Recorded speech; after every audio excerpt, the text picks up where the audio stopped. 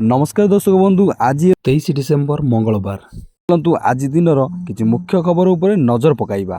प्रथम रही BSF constable नियुक्ति रे पूर्वतन अग्निवीरंकु मिलिबो 50% संरक्षण। केंद्र गृह मंत्रालय सीमा सुरक्षा बल रे कनेस्टेबल नियुक्ति पाई पूर्वतन अग्निवीरंक कोटा को 10% रु 50% को वृद्धि करा जायछि। परवर्ती खबर, घर सह जलीगले वृद्ध। मयूरभंज जिला बड़ंगा पंचायत रे अभावनीय घटना। विलंबित रात्रि रे घरे शोइथिबा बेले हठात निया लागि जाइथिला। अग्निकांड रे घर संपूर्ण जली जाइथिबा बेले पंचायमर जुहा गाँर आनंद सिंह जीवंत दग्ध होइछन्ति। तेबे अत्यधिक शीत जोगु घर भितर निया जाली शोइथिबा अवस्था रे तेबे चाल छपर घर होइथिबारु लागि जाइथिला निया। परवर्ती खबर, रेल यात्री आसिला बड़ खबर। भारतीय रेल विभाग समस्त वर्गर यात्री रेल भड़ा वृद्धि करिसंती। साधारण वर्ग रे 215 किलोमीटर रु अधिका जदि आपण माने यात्रा करुचंती ताहले आपण माननकु किलोमीटर पिछा 1 पैसा अधिक दबा पई पड़िबो। नॉन एसी पई आपनकु 2 पैसा अधिका दबा पई पड़िबो। सेही परी आपण माने जदि एसी बगी रे यात्रा करचंती ता पई मध्ये आपण माननकु 2 पैसा अधिका दबा पई पड़िबो। आउ एही वर्धित भड़ा चलित मास 26 तारिख ठारू लागू हेबाकु जाउछि। एही वर्धित भड़ा विशेष करी अधिक यात्रा जाउथिबा यात्रींक उपरे प्रभाव पकाइबो। स्वल्प दूरता यात्रा करुथिबा लोकंक उपरे एहार प्रभाव पड़ी न पारे। परवर्ती खबर, नुआ वर्षरु अनेक नियम परिवर्तन हेबाकु जाउछि। आउ जदि आपण राजपथ रे द्रुत गति रे गाड़ी चलाउछंती तेबे टिके सतर्क रहंतु, कारण केंद्र सरकार एबे एमिति एक टोल सिस्टम आनिबाकु जाउछंती जहा द्वारा ना टोल प्लाजा रे अटकीबाकू पड़िबो ना जोरिमानारू बर्ती पारिबे आपण माने। केंद्र सरकार परिवहन मंत्री नीतीश गडकरींक कहवा अनुसार 2026 सुधा देश में एक सैटेलाइट टोल आदाय व्यवस्था कार्यकारी कराजिबो। परवर्ती खबर, भारत विरोधी छात्र नेता शरीफ ओस्मान हादीर मृत्यु पर सारा देश में पोड़ा जला भंगारुचा चलाइछंती हिंसाकारी। केउंटी हिंदू को मारिकी जालिलेणी तो आउ केउंटी 7 वर्षर कौल शिशु जियंता जलिलाणी हिंसा नियारे। उग्र रूप नेउची बांग्लादेश हिंसा। भारत विरोधी छात्र नेता शरीफ ओस्मान हादीर मृत्यु पर सारा देश में पोड़ा जला भंगारुचा चलाइछंती हिंसाकारी।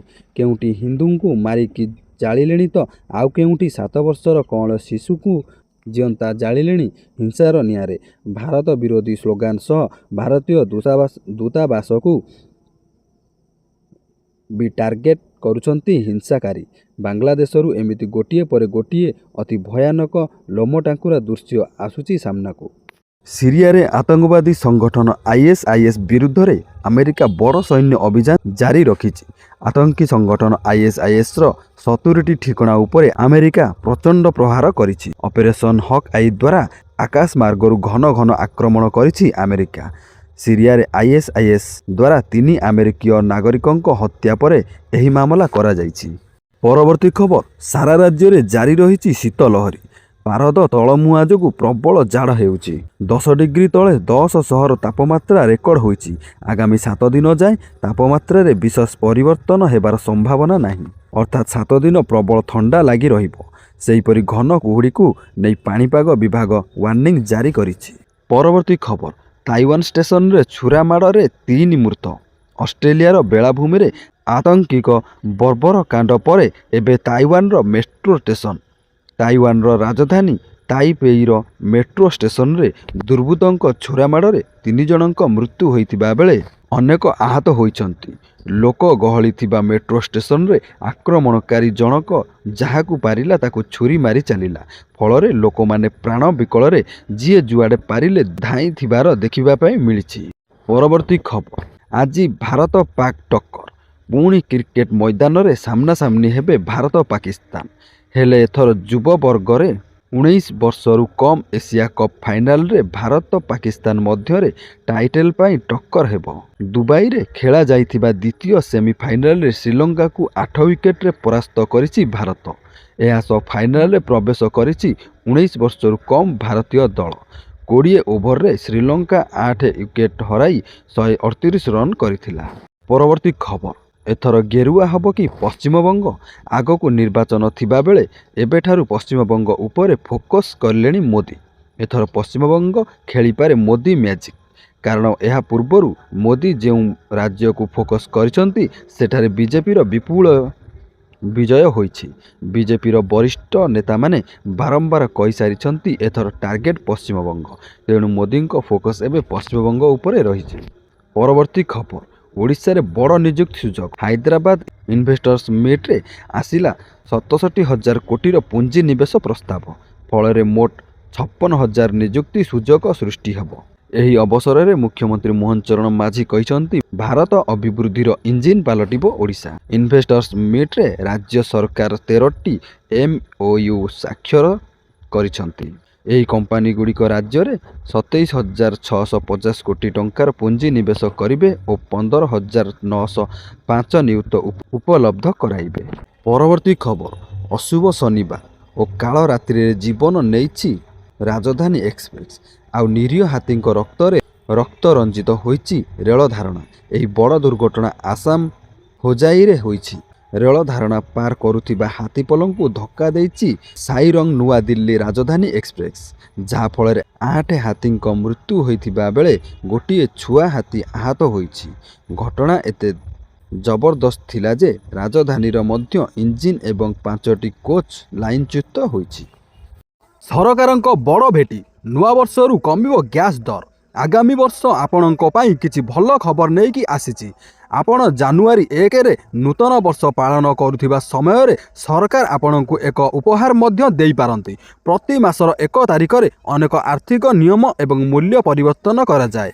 ଏଥର ସାଧାରଣ ଲୋକଙ୍କ ଦ୍ୱାରା ବ୍ୟବହୃତ ଗ୍ୟାସ୍ ସିଲିଣ୍ଡରର ମୂଲ୍ୟ ହ୍ରାସ ପାଇପାରେ ବୋଲି ଆଶା କରାଯାଉଛି।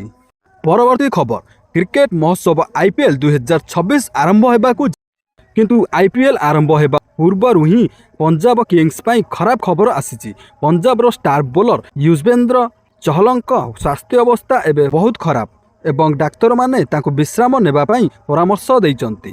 ୟୁଜବେନ୍ଦ୍ର ଚହଲ ପ୍ରକାଶ କରିଛନ୍ତି ଯେ ସେ ଡେଙ୍ଗୁ ଏବଂ ଚିକେନଗୁନିଆରେ ପୀଡ଼ିତ ଅଛନ୍ତି। ପରବର୍ତ୍ତୀ ଖବର, ଜଳୁଛି ବାଂଲାଦେଶ। ଛାତ୍ର ନେତାଙ୍କୁ ହତ୍ୟା ନେଇ ବାଂଲାଦେଶରେ ବ୍ୟାପକ ହିଂସାକାଣ୍ଡ। ଛାତ୍ର ନେତା ଶରୀଫ ଓସମାନ ହାଦିଙ୍କ ହତ୍ୟାର ପ୍ରତିବାଦରେ ତାଙ୍କ ସମର୍ଥକମାନେ ରାଜରାସ୍ତାକୁ ଓହ୍ଲାଇଛନ୍ତି। ଉସମାନ ହାଦିଙ୍କ ନେତୃତ୍ୱରେ ଗତବର୍ଷ ବାଂଲାଦେଶରେ ଛାତ୍ର ଆନ୍ଦୋଳନ ମୁଣ୍ଡ ଟେକିଥିଲା। ଡିସେମ୍ବର 12 ତାରିଖରେ ମୁଖାବିନ୍ଧା ଦୁର୍ବୃତ୍ତ ଗୁଳି କରିଥିଲେ। ତାଙ୍କର ମୃତ୍ୟୁ ହୋଇଛି। ଏହାପରେ ସ୍ଥିତି ନେଇଛି ଉଗ୍ର ରୂପ। ପରବର୍ତ୍ତୀ ଖବର, ନୂଆବର୍ଷରୁ ରାଜପଥରେ ଗାଡ଼ି ଚଳାଉଥିଲେ ସାବଧାନ। ଅଧିକ ସ୍ପିଡ୍ ହେଲେ ଆପେ କଟିବ ଚାଲାଣ। କେନ୍ଦ୍ର ସରକାର 2026 ସୁଦ୍ଧା ଦେଶରେ ସାଟେଲାଇଟ୍ ଆଧାରିତ ଟୋଲ୍ ବ୍ୟବସ୍ଥାକୁ ଲାଗୁ କରିବାକୁ ଯାଉଛନ୍ତି। ଏହି ନୂଆ ନିୟମ ଅନୁସାରେ ଟୋଲ୍ ଗେଟ୍ରେ ଗାଡ଼ି ଅଟକାଇବାକୁ ପଡ଼ିବ ନାହିଁ। ଘଣ୍ଟା ପ୍ରତି 80 କିମି ବେଗରେ ଗାଡ଼ି ଚଳାଇଲେ କ୍ୟାମେରା ଦ୍ୱାରା ସିଧାସଳଖ ବ୍ୟାଙ୍କ ଖାତାରୁ ଟଙ୍କା କଟିଯିବ। କେନ୍ଦ୍ରମନ୍ତ୍ରୀ ନୀତିନ ଗଡ଼କରୀ ସଂସଦରେ ଏନେଇ ସୂଚନା ଦେଇଛନ୍ତି। କିନ୍ତୁ ଏଥିରେ ଏକ ବଡ଼ ସତର୍କ ଘଣ୍ଟି ରହିଛି। ଯଦି ଆପଣ 2ଟି ଟୋଲ୍ ପ୍ଲାଜା ମଧ୍ୟରେ ଥିବା ଦୂରତାକୁ ନିର୍ଦ୍ଧାରିତ ସମୟ ପୂର୍ବରୁ ଅତିକ୍ରମ କରନ୍ତି, ତେବେ ସିଷ୍ଟମ ଆପଣଙ୍କୁ ଦ୍ରୁତ ଗତି ପାଇଁ ଚିହ୍ନଟ କରିବ ଏବଂ ଅଟୋମେଟିକ୍ ଚାଲାଣ କଟିବ। ତେଣୁ ସମୟ ବଞ୍ଚାଇବା ଚକ୍କରରେ ଜୋରରେ ଗାଡ଼ି ଚଳାଇଲେ ଜୋରିମାନା ଦେବା ପାଇଁ ପଡ଼ିପାରେ। ନୂଆବର୍ଷରେ ମୋଦି ସରକାରଙ୍କ ବଡ଼ ଉପହାର। ଜାନୁଆରୀ 1ରୁ ଶସ୍ତା ହେବ ଏହିସବୁ ଜିନିଷ। ଦେଶବାସୀଙ୍କ ପାଇଁ ଖୁସି ଖବର। ନୂତନ ବର୍ଷ 2026 ଆରମ୍ଭରୁ ସାରା ଦେଶରେ ଗ୍ୟାସ୍ ଦର କମିବା ପାଇଁ ଯାଉଛି। ପେଟ୍ରୋଲିୟମ ଏବଂ ପ୍ରାକୃତିକ ଗ୍ୟାସ୍ ନିୟାମକ ବୋର୍ଡ PNGRBର ଘୋଷଣା ଅନୁଯାୟୀ ଜାନୁଆରୀ 1ରୁ CNG ଏବଂ ଘରୋଇ PNG ଗ୍ରାହକମାନେ ୟୁନିଟ୍ ପିଛା 2ରୁ 3 ଟଙ୍କା ପର୍ଯ୍ୟନ୍ତ ସଞ୍ଚୟ କରିପାରିବେ। ନୂଆ ନିୟମରେ ଦର ନିର୍ଦ୍ଧାରଣ ପାଇଁ ଥିବା 3ଟି ଜୋନ୍କୁ ହ୍ରାସ କରି 2ଟି କରାଯାଇଛି। ଏବେ ପ୍ରଥମ ଜୋନ୍ ପାଇଁ ଦର ମାତ୍ର 54 ଟଙ୍କା ସ୍ଥିର କରାଯାଇଛି, ଯାହା ପୂର୍ବରୁ ଦୂରତା ଅନୁସାରେ 80ରୁ 107 ଟଙ୍କା ପର୍ଯ୍ୟନ୍ତ ଥିଲା। ଏହି ନୂତନ ବ୍ୟବସ୍ଥା ଦ୍ୱାରା ପରିବହନ ଖର୍ଚ୍ଚ କମିବା ସହ ରୋଷେଇ ଘରର ବଜେଟରେ ମଧ୍ୟ ଗ୍ରାହକଙ୍କୁ ବଡ଼ ଆଶ୍ୱସ୍ତି ମିଳିବ। ପରବର୍ତ୍ତୀ ଖବର, ସମୂହ ସ୍ନାତକ ସ୍ତରୀୟ ପରୀକ୍ଷା ନିଯୁକ୍ତି ପାଇଁ ବିଜ୍ଞପ୍ତି ପ୍ରକାଶ ପାଇଛି। ଏଥିରେ ମୋଟ 1576 ପଦବୀ ପାଇଁ ନିଯୁକ୍ତି ଦିଆଯିବ। ଏନେଇ ଓଡ଼ିଶା କର୍ମଚାରୀ ପ୍ରବଣ ଆୟୋଗ ପକ୍ଷରୁ ବିଜ୍ଞପ୍ତି ପ୍ରକାଶ ପାଇଛି। ତେବେ ଚଳିତ ପରୀକ୍ଷାରେ ପରୀକ୍ଷାର୍ଥୀମାନେ 500 ଟଙ୍କା ଦେଇ ଫର୍ମ ପୂରଣ କରିବେ। ଯେଉଁ ପରୀକ୍ଷାର୍ଥୀମାନେ ପରୀକ୍ଷା ଦେବେ ସେମାନଙ୍କୁ ଏହି ପରୀକ୍ଷା ଫି ଫେରସ୍ତ କରାଯିବ। OSSCର ବିଜ୍ଞପ୍ତି ଅନୁଯାୟୀ ଗ୍ରୁପ୍ ବି ଓ ଗ୍ରୁପ୍ ସି ପଦବୀରେ ନିଯୁକ୍ତି ଦିଆଯିବ। ଏଥିରେ assistant CT and GST officer ପଦବୀରେ 54 ଜଣଙ୍କୁ ନିଯୁକ୍ତି ଦିଆଯିବ। ସେହିପରି 5ଟି ଉପଖଣ୍ଡ ଆର୍ଥିକ ସେବା ଅଧିକାରୀ, 41ଟି ଯୋଗାଣ ନିରୀକ୍ଷକ, 52ଟି ସମବାୟ ସୋସାଇଟି ନିରୀକ୍ଷକ, 58ଟି ଗ୍ରାମ ପଞ୍ଚାୟତ ଉନ୍ନୟନ ଅଧିକାରୀ, 7ଟି କନିଷ୍ଠ ସଂଶୋଧନ ଅଧିକାରୀ, ଗୋଟିଏ ଷ୍ଟେଟ୍ ସୁପରଭାଇଜର, 146ଟି ବ୍ଲକ ସୋସିଆଲ ସିକ୍ୟୁରିଟି ଅଫିସର, 57ଟି ଅଡିଟର ଅଫ୍ କର୍ପୋରେଟ ସୋସାଇଟି ପଦବୀରେ ନିଯୁକ୍ତି ପାଇଁ ବିଜ୍ଞପ୍ତି ପ୍ରକାଶ ପାଇଛି। ସେହିପରି ସାଧାରଣ ପ୍ରଶାସନ ବିଭାଗରେ 7ଟି କନିଷ୍ଠ ସହାୟକ, କୃଷି ବିଭାଗରେ 20ଟି, ସ୍ୱାସ୍ଥ୍ୟ ବିଭାଗରେ 28ଟି, ଶିଳ୍ପ ନିର୍ଦ୍ଦେଶାଳୟରେ 11ଟି, ଗୃହ ବିଭାଗରେ 39ଟି, ଓଡ଼ିଶା କାରାଗାର ଓ ସଂସ୍କାର ସେବା ନିର୍ଦ୍ଦେଶାଳୟରେ 15, ଜଙ୍ଗଲ ପରିବେଶ ସଂରକ୍ଷଣ ମୁଖ୍ୟାଳୟରେ 10ଟି, ସିଟି GST କମିଶନରେ 32ଟି, ଜନସ୍ୱାସ୍ଥ୍ୟ କାର୍ଯ୍ୟକ୍ରମରେ 19, ରାଜ୍ୟ CDR କମିଶନରେ 3ଟି ଓ ଶ୍ରମ ଆୟୋଗରେ ଗୋଟିଏ କନିଷ୍ଠ ସହାୟକ ପଦବୀରେ ନିଯୁକ୍ତି ଦିଆଯିବ। ଆହୁରି ମଧ୍ୟ ଗ୍ରାମାଞ୍ଚଳ କାର୍ଯ୍ୟାଳୟରେ 255ଟି କନିଷ୍ଠ କିରାଣୀ, ଜଳ ସମ୍ପଦ ବିଭାଗରେ 374ଟି କନିଷ୍ଠ ସହାୟକ ପଦବୀ ଓ ମତ୍ସ୍ୟ ନିର୍ଦ୍ଦେଶାଳୟରେ 49ଟି କନିଷ୍ଠ ସହାୟକ ପଦବୀରେ ନିଯୁକ୍ତି ଦିଆଯିବ। ଆସନ୍ତା 19 ତାରିଖରୁ OSSC ୱେବସାଇଟ୍ ମାଧ୍ୟମରେ ପଞ୍ଜୀକରଣ କରାଯିବ। ପରବର୍ତ୍ତୀ ଖବର, ଲୋକସଭାରେ ପାସ୍ ହେଲା ଜି ରାମଜି ବିଲ୍। ବିରୋଧୀଙ୍କ ପ୍ରବଳ ବିରୋଧୀ ସତ୍ତ୍ୱେ ପାସ୍ ହୋଇଛି ଜି ରାମଜି ବିଲ୍। ତେବେ ଲୋକସଭାରେ ବିଲ୍ ଚିରି ଫୋପାଡ଼ିଲେ ବିରୋଧୀ ସଦସ୍ୟ। ଏବେ ମନରେଗା ବଦଳରେ ଚାଲୁ ହେବ ଜି ରାମଜି କାର୍ଡ। ତେବେ ଲୋକସଭାରେ ବିରୋଧୀଙ୍କ ପ୍ରବଳ ବିରୋଧ ସତ୍ତ୍ୱେ ଜି ରାମଜି ବିଲ୍ ପାରିତ ହୋଇଛି। ପରବର୍ତ୍ତୀ ଖବର, କେନ୍ଦ୍ର ସରକାର 8ମ ବେତନ କମିଶନ ଗଠନ ନେଇ ବଡ଼ ଘୋଷଣା କରିଛନ୍ତି। ନ୍ୟାୟମୂର୍ତ୍ତି ରଞ୍ଜନା ଦେଶାଇଙ୍କୁ ଏହାର ଅଧ୍ୟକ୍ଷ ଭାବେ ନିଯୁକ୍ତି ଦିଆଯାଇଛି। ଏହି କମିଶନ 18 ମାସ ମଧ୍ୟରେ ରିପୋର୍ଟ ଦାଖଲ କରିବ, ଯାହାଦ୍ୱାରା 50 ଲକ୍ଷ କର୍ମଚାରୀ ଓ 65 ଲକ୍ଷ ପେନ୍ସନଭୋଗୀ ଉପକୃତ ହେବେ। ଫିଟମେଣ୍ଟ ଫ୍ୟାକ୍ଟର, ଯଦି ଏହା 2.86କୁ ବୃଦ୍ଧି ପାଏ ତେବେ ସର୍ବନିମ୍ନ ଦରମା 18,000ରୁ ବୃଦ୍ଧି 51,480 ଟଙ୍କା ହୋଇପାରେ। ସର୍ବନିମ୍ନ ପେନ୍ସନ୍ 9,000ରୁ 25,740କୁ ବୃଦ୍ଧି ପାଇବାର ସମ୍ଭାବନା ଅଛି। ସେହିପରି କନେଷ୍ଟବଳ, କ୍ଲର୍କ ଓ ଟେକ୍ନିକାଲ ଷ୍ଟାଫଙ୍କ ଦରମା ମଧ୍ୟ ବୃଦ୍ଧି ପାଇବାର ଆଶଙ୍କା ରହୁଛି। ଏହି ନୂତନ ବେତନ ବ୍ୟବସ୍ଥା 2026 ଜାନୁଆରୀରୁ ଲାଗୁ ହେବା ନେଇ ଆଶା କରାଯାଇଛି।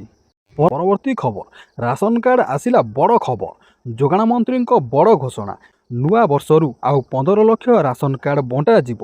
କେହି ବି ଗରିବ ବିନା ରାସନ କାର୍ଡରେ ରହିବେ ନାହିଁ। ମନ୍ତ୍ରୀ କହିଛନ୍ତି, ରାଜ୍ୟ ସରକାରଙ୍କ ପାଖରେ ରାସନ କାର୍ଡର ଅଭାବ ନାହିଁ। ଏଯାଏଁ ସାରା ରାଜ୍ୟରେ 6,39,000 କାର୍ଡ ବଣ୍ଟା ସରିଛି। ଆହୁରି 15 ଲକ୍ଷ କାର୍ଡ ଆମ ପାଖରେ ଅଛି। ପ୍ରାୟ 15,33,000 ଆବେଦନ ଆସିଛି। ସେଥିରୁ ଅଯୋଗ୍ୟଙ୍କୁ ବାଦ୍ ଦେଇ ସମସ୍ତ ଯୋଗ୍ୟଙ୍କୁ ରାସନ କାର୍ଡ ମିଳିବ ବୋଲି କହିଛନ୍ତି ମନ୍ତ୍ରୀ। ପରବର୍ତ୍ତୀ ଖବର, ବାଲି ମାଫିଆ ଓ ଗୋରୁ ଚାଲାଣକାରୀଙ୍କ ଉପରେ କଡ଼ା ରୋକ ଲଗାଇବାକୁ ପୋଲିସ କରିଥିଲା ଅପରେସନ ଧରପଗଡ଼। ବାଲି ଓ ପଥର ମାଫିଆଙ୍କ ବିରୁଦ୍ଧରେ 134 ମାମଲା। ରାଜ୍ୟରେ ସ୍ୟାଣ୍ଡ ସ୍ମଗଲର ଓ ଗୋରୁ ଚାଲାଣକାରୀଙ୍କ ଉପରେ କଡ଼ା ଆକ୍ସନ। ଚୋରା ବାଲି, ମୋରମ, ମାଙ୍କଡ଼ା ପଥର ମାଫିଆ ତଥା ବେଆଇନ ଗୋ ଚାଲାଣକାରୀଙ୍କ ଉପରେ ପୋଲିସ ଆକ୍ସନ ମୋଡ଼କୁ ଆସିଛି। ଘନ ଘନ ରେଡ୍ ସହ ମାଫିଆଙ୍କ ଉପରେ ନିଆଯାଉଛି କଠୋର କାର୍ଯ୍ୟାନୁଷ୍ଠାନ। ଲଘୁ ଖଣିଜ ଦ୍ରବ୍ୟ ଚୋରା ଚାଲାଣ ଓ ଗୋରୁ ଚାଲାଣ ଉପରେ ରୋକ ଲଗାଇବାକୁ କିଛି ଦିନ ଧରି ପୋଲିସ ଚଳାଇଥିଲା ଅପରେସନ ଧରପଗଡ଼ ଅଭିଯାନ। ପରବର୍ତ୍ତୀ ଖବର, PM କିଷାନକୁ ନେଇ ଆସିଲା ବଡ଼ ଖବର। ପ୍ରଧାନମନ୍ତ୍ରୀ କିଷାନ ସମ୍ମାନ ନିଧି ଯୋଜନା ଦେଶର ଲକ୍ଷ ଲକ୍ଷ ଚାଷୀଙ୍କ ପାଇଁ ଏକ ଗୁରୁତ୍ୱପୂର୍ଣ୍ଣ ଆଶ୍ୱସ୍ତି ପ୍ରମାଣିତ ହୋଇଛି। ସେହିପରି ପ୍ରଧାନମନ୍ତ୍ରୀ କିଷାନ ସମ୍ମାନ ନିଧି ଯୋଜନାର 22ତମ କିସ୍ତି ସମ୍ପର୍କରେ ପୁଣି ଥରେ ଆଲୋଚନା ଜୋର ଧରିଛି। ନୂତନ ବର୍ଷ 2026 ଆରମ୍ଭରେ ଚାଷୀମାନେ ଖୁସି ଖବର ପାଇବେ ବୋଲି ଆଶା କରାଯାଉଛି। ପୂର୍ବ 21ତମ କିସ୍ତି 19 ନଭେମ୍ବର 2025ରେ ଜାରି କରାଯାଇଥିଲା, ଯେଉଁଥିରେ ଦେଶର 9 କୋଟିରୁ ଅଧିକ ଚାଷୀ ବ୍ୟାଙ୍କ ଆକାଉଣ୍ଟକୁ ସିଧାସଳଖ 2,000 ଟଙ୍କା ସ୍ଥାନାନ୍ତର କରାଯାଇଥିଲା।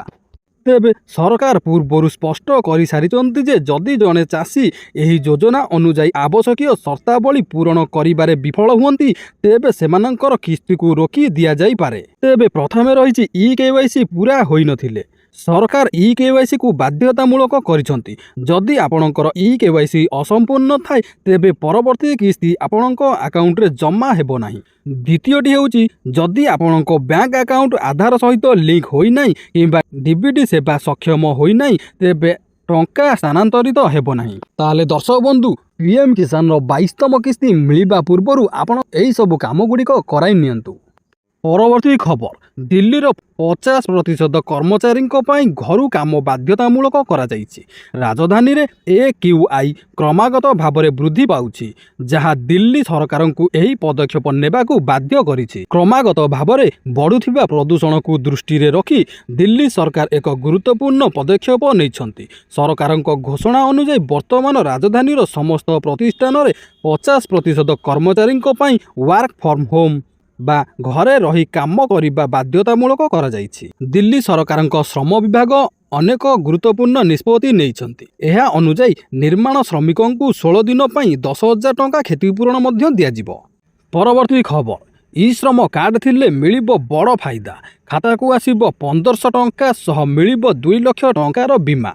केंद्र सरकार ई श्रम योजना अधीन रे असंगठित क्षेत्रर श्रमिक मानकु मिलुछि एकाधिक सरकारी सुविधा। एही कार्ड थिले हिताधिकारी को 2 लाख टंकार दुर्घटना बीमा, 60 वर्ष पर मासिक 3000 टंका पेंशन एवं 1500 टंकार आर्थिक सहायता मिलिबार व्यवस्था रहिछि। 16 रु 59 वर्ष बयसर जेकोसी श्रमिक जहाँक मासिक आय 15,000 टंकारु कम सेमाने एही योजना रे सामिल होई परिबे। एही सुविधा पाइबा पई आपण isram.gov.in पोर्टाल किंबा निकटस्थ जनसेवा केंद्र रे जाई पंजीकरण करि परिबे। आवेदन पई केवल आधार कार्ड और बैंक खाता नंबर आवश्यक। जदि आपण ए जाय पंजीकरण करि नाहंती तेबे आज ही आवेदन करी निज भविष्य सुरक्षित करंतु।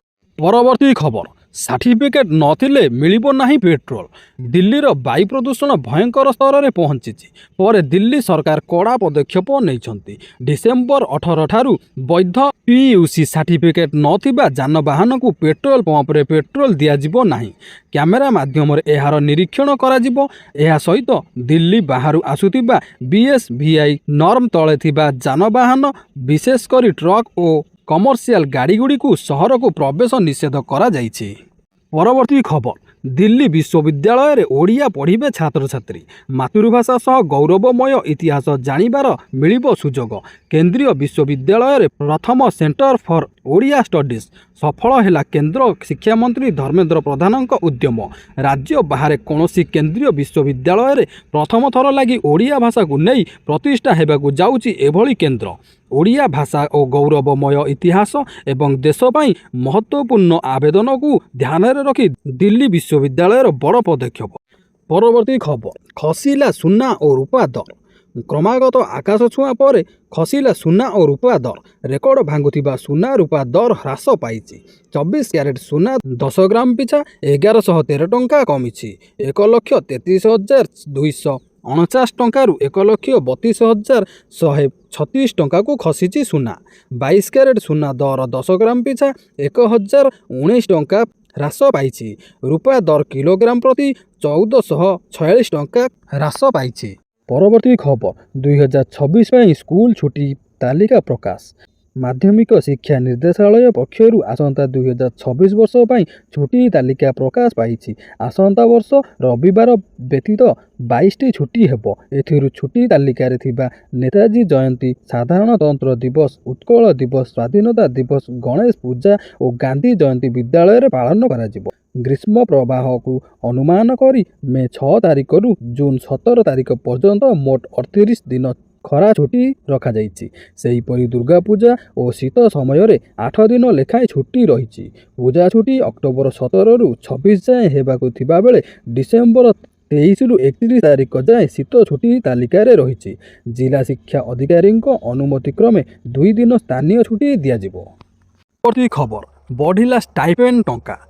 बढ़िला आयुर्वेदिक और होमियोपैथिक PG छात्र छात्री स्टाइपेंड। पूर्वर मिलुथिबा स्टाइपेंड रे वृद्धि घोषणा करिसंती मुख्यमंत्री। उभय पाठ्यक्रम रे 120 PG छात्र छात्री उपकृत हेबे। 2026 जानुआरी पहिलारु नुआ स्टाइपेंड लागू हेबो। प्रथम वर्ष PG छात्रंक मासिक स्टाइपेंड 31 रु 48,000 ଟଙ୍କା, ଦ୍ୱିତୀୟ ବର୍ଷର ଛାତ୍ରଛାତ୍ରୀଙ୍କ ଷ୍ଟାଇପେଣ୍ଡ 32,000ରୁ 52,000 ଟଙ୍କାକୁ ବୃଦ୍ଧି କରାଯାଇଛି। ସେହିପରି ତୃତୀୟ ବର୍ଷ ଛାତ୍ରଛାତ୍ରୀଙ୍କ ଷ୍ଟାଇପେଣ୍ଡ 33ରୁ 55,000କୁ ବୃଦ୍ଧି କରାଯାଇଛି। ହାଉସ୍ ସର୍ଜନଙ୍କ ଷ୍ଟାଇପେଣ୍ଡ 17,000ରୁ 30,000କୁ ବୃଦ୍ଧି କରାଯାଇଛି। ଷ୍ଟାଇପେଣ୍ଡ ବୃଦ୍ଧି ଓ ଅନ୍ୟାନ୍ୟ ଦାବି ନେଇ ଉଭୟ ଆୟୁର୍ବେଦିକ ଓ ହୋମିଓପାଥିକ ପିଜି ଛାତ୍ରଛାତ୍ରୀମାନେ ନିକଟରେ ଆନ୍ଦୋଳନରେ ବସିଥିଲେ। ଏହାପରେ ପରବର୍ତ୍ତୀ ଖବର, ରେଳ କର୍ମଚାରୀଙ୍କ ପାଇଁ ବଡ଼ ଖୁସି ଖବର। ଅଷ୍ଟମ ବେତନ କମିଶନ ରେଳ କର୍ମଚାରୀମାନେ ପାଇବେ। ଅଷ୍ଟମ ବେତନ କମିଶନ 2028 ପ୍ରାରମ୍ଭରେ କାର୍ଯ୍ୟକାରୀ ହେବାର ଆଶା କରାଯାଇଛି। ଏହା ପୂର୍ବରୁ ରେଳବାଇ ଆରମ୍ଭ କଲାଣି ପ୍ରସ୍ତୁତି। କେନ୍ଦ୍ର ସରକାରୀ କର୍ମଚାରୀଙ୍କ ଦରମାରେ 30ରୁ 34% ବୃଦ୍ଧି ଘଟିବ ବୋଲି ଆଶା କରାଯାଉଛି। ଭାରତୀୟ ରେଳବାଇ ଏଥିପାଇଁ ପ୍ରସ୍ତୁତି ଆରମ୍ଭ କରିସାରିଛି। ପରବର୍ତ୍ତୀ ଖବର, ସୁଭଦ୍ରା ଯୋଜନା ନେଇ ଆସିଲା ବଡ଼ ଅପଡେଟ୍। ଶ୍ରୀମତୀ ପ୍ରଭାତୀ ପରିଡ଼ା ଦେଲେ ବଡ଼ ସୂଚନା। ନୂଆ ବର୍ଷରେ ଆଉ ମାର୍ଚ୍ଚ 8 ତାରିଖରେ ମିଳିବା ପାଇଁ ଯାଉଛି ସୁଭଦ୍ରା ଯୋଜନା ଟଙ୍କା। ତାହା ପୂର୍ବରୁ ଯେଉଁମାନେ ସୁଭଦ୍ରା ଯୋଜନାରେ ଏହି କାମ କରିନାହାନ୍ତି ତୁରନ୍ତ କରାଇ ନିଅନ୍ତୁ, ନଚେତ୍ ସୁଭଦ୍ରା ଯୋଜନା ଟଙ୍କାଟି ଆପଣଙ୍କ ଆକାଉଣ୍ଟକୁ ଆସି ନପାରେ। କାରଣ ଶ୍ରୀମତୀ ପ୍ରଭାତୀ ପରିଡ଼ା ଏହି ସୁଭଦ୍ରା ଯୋଜନା ଟଙ୍କାକୁ ନେଇ ଗୋଟିଏ ବଡ଼ ସୂଚନା ଦେଇଛନ୍ତି। ଆପଣମାନେ ଜାଣିଥିବେ, ନୂଆ ବର୍ଷରେ ଯେଉଁମାନେ ନୂତନ କରି ସୁଭଦ୍ରା ଯୋଜନାରେ ଆବେଦନ କରିଥିଲେ ସେମାନଙ୍କ ଆକାଉଣ୍ଟକୁ ଡିବିଟି ମାଧ୍ୟମରେ ଏକାଥରେ 2ଟା କିସ୍ତି 10,000 ଟଙ୍କା ଛଡ଼ାଯିବ। ଆଉ ଯେଉଁମାନେ ପ୍ରଥମ, ଦ୍ୱିତୀୟ ଓ ତୃତୀୟ କିସ୍ତି ପାଇସାରିଛନ୍ତି ସେମାନଙ୍କୁ ମାର୍ଚ୍ଚ 8 ତାରିଖ ଦିନ ସେହି ଡିବିଟି ମାଧ୍ୟମରେ ଆପଣଙ୍କ ଆକାଉଣ୍ଟକୁ ଟଙ୍କା ପଠାଯିବ। ହେଲେ ଦର୍ଶକ ବନ୍ଧୁ, ଏଇଠି ଜାଣି ରଖିବା କଥା ଯେ ଆପଣମାନେ ଏହି ସୁଭଦ୍ରା ଯୋଜନା ଟଙ୍କା ପାଇବା ପୂର୍ବରୁ ଆପଣଙ୍କ ବ୍ୟାଙ୍କରେ ଯାଇ ଡିବିଟି ଆକ୍ଟିଭ ଅଛି କି ନାହିଁ ଚେକ୍ କରିନିଅନ୍ତୁ। ଆପଣମାନେ ଜାଣିଥିବେ ଏହି ସୁଭଦ୍ରା ଟଙ୍କାଟି କେବଳ ଡିବିଟି ମାଧ୍ୟମରେ ହିଁ ଆକାଉଣ୍ଟକୁ ଆସିଥାଏ। ଯଦି ଆପଣଙ୍କର ଡିବିଟ୍ ଆକ୍ଟିଭ ନଥିବ କି ଇନ୍ଆକ୍ଟିଭ ଥିବ ତାହେଲେ ଏହି ସୁଭଦ୍ରା ଟଙ୍କାଟି ଆପଣ ପାଇପାରିବେ ନାହିଁ। ଏହି ଡିବିଟି କାରଣ ଯୋଗୁଁ ବହୁ ହିତାଧିକାରୀମାନଙ୍କର ଟଙ୍କା ଏପର୍ଯ୍ୟନ୍ତ ମଧ୍ୟ ଆକାଉଣ୍ଟକୁ ଆସିପାରୁନାହିଁ। ତେଣୁକରି ଆପଣମାନେ ଆପଣଙ୍କ ବ୍ୟାଙ୍କରେ ଡିବିଟି ଆକ୍ଟିଭ ଅଛି କି ନାହିଁ ତୁରନ୍ତ ଚେକ୍ କରନ୍ତୁ। ଏଥିପାଇଁ ଆପଣମାନେ ଆପଣଙ୍କର ବ୍ୟାଙ୍କକୁ ଯାଇ ଚେକ୍ କରିପାରିବେ, ନଚେତ୍ ସୁଭଦ୍ରା ଯୋଜନା ପୋର୍ଟାଲକୁ ଯାଇ ନାଓ ୟୋର ଷ୍ଟାଟସକୁ ଯାଇ ଆପଣମାନେ ଆପଣଙ୍କର ଡିବିଟି ଆକ୍ଟିଭ ଅଛି କି ନାହିଁ ଚେକ୍ କରିପାରିବେ। ତାହା ସହିତ ଆପଣଙ୍କର ମୋବାଇଲ ନମ୍ବର ଆଧାର କାର୍ଡ଼ରେ ଲିଙ୍କ ଥିବା ନିହାତି ଜରୁରୀ ଅଟେ। ଯଦି ଆପଣଙ୍କର ମୋବାଇଲ ନମ୍ବର ଆଧାର କାର୍ଡ଼ରେ ଲିଙ୍କ ନଥିବ ତାହେଲେ ମଧ୍ୟ ଆପଣଙ୍କର ସୁଭଦ୍ରା ଟଙ୍କାଟି ଆସିପାରିବ ନାହିଁ। ତେଣୁକରି ଦର୍ଶକ ବନ୍ଧୁ, ସୁଭଦ୍ରା ଯୋଜନାରେ ମିଳିବାକୁ ଥିବା ଚତୁର୍ଥ କିସ୍ତି, ତାହା ସହିତ ନୂଆ ବର୍ଷରେ ଯେଉଁ ନୂତନ ହିତାଧିକାରୀମାନଙ୍କୁ ଏକାଥରେ 10,000 ଟଙ୍କା ମିଳିବା ପାଇଁ ଯାଉଛି ସେମାନେ ମଧ୍ୟ ନିଜ ନିଜର ଡିବିଟି ଚେକ୍ କରିନିଅନ୍ତୁ। ପରବର୍ତ୍ତୀ ଖବର, ରାସନ କାର୍ଡକୁ ନେଇ ବଡ଼ ଘୋଷଣା। ଖାଦ୍ୟ ଓ ଯୋଗାଣ ମନ୍ତ୍ରୀ କୃଷ୍ଣ ପାତ୍ରଙ୍କର ବଡ଼ ଘୋଷଣା। 8,16,000 ରାସନ କାର୍ଡ କଟିଛି, 96% ଇକେୱାଇସି ସରିଛି। 8 ଲକ୍ଷରୁ ଊର୍ଦ୍ଧ୍ୱଙ୍କ ରାସନ କାର୍ଡ କଟିଛି, ସୂଚନା ଦେଲେ ଖାଦ୍ୟ ଯୋଗାଣ ମନ୍ତ୍ରୀ କୃଷ୍ଣ ପାତ୍ର। ଗତ 15 ମାସ ସରକାରରେ ଇକେୱାଇସି ଲାଗୁ କରିଥିଲେ। 96% ଇକେୱାଇସି କରିଛନ୍ତି, କେବଳ 4% ଇକେୱାଇସି କରିନାହାନ୍ତି। 6,95,530 ଜଣ ମୃତ, 8 ଲକ୍ଷରୁ ଊର୍ଦ୍ଧ୍ୱଙ୍କ ରାସନ କାର୍ଡ କାଟି ଦିଆଯାଇଛି। 75,030 ସରକାରୀ ଚାକିରିଆ, 45,496 ଆଇଟି ଦାତା କାର୍ଡ କଟିଛି। ଇନକମ୍ ଟ୍ୟାକ୍ସ ଦେଉଥିଲେ ସେମାନଙ୍କର ମଧ୍ୟ କାର୍ଡକୁ କାଟି ଦିଆଯାଇଛି। ସମୁଦାୟ 8,16,056 ଜଣଙ୍କ ରାସନ କାର୍ଡକୁ କାଟି ଦିଆଯାଇଛି। ଗରିବଙ୍କ ରାସନ କାର୍ଡ କଟା ଯାଇନାହିଁ, ପୋର୍ଟାଲରେ ଆବେଦନ କଲେ ଯାଞ୍ଚ ହେବ। ଗ୍ରାମାଞ୍ଚଳରେ 13,50,000 ଓ ସହରାଞ୍ଚଳରେ 1,50,000 ଜଣଙ୍କୁ କାର୍ଡ ଦିଆଯିବ। ଏନେଇ ସୂଚନା ଦେଲେ ଖାଦ୍ୟ ଓ ଯୋଗାଣ ମନ୍ତ୍ରୀ କୃଷ୍ଣଚନ୍ଦ୍ର ପାତ୍ର। ଦର୍ଶକ ବନ୍ଧୁ, ଯଦି ଭିଡ଼ିଓଟି ଭଲ ଲାଗିଥାଏ ଲାଇକ୍ କରନ୍ତୁ, ସେୟାର କରନ୍ତୁ। ଯଦି ଚ୍ୟାନେଲକୁ ନୂଆ କରି ଆସିଛନ୍ତି ଚ୍ୟାନେଲକୁ ସବସ୍କ୍ରାଇବ୍ କରି ପାଖରେ ଥିବା ବେଲ୍ ଆଇକନକୁ ପ୍ରେସ୍ କରନ୍ତୁ। ରହୁଛି, ଜୟ ଜଗନ୍ନାଥ।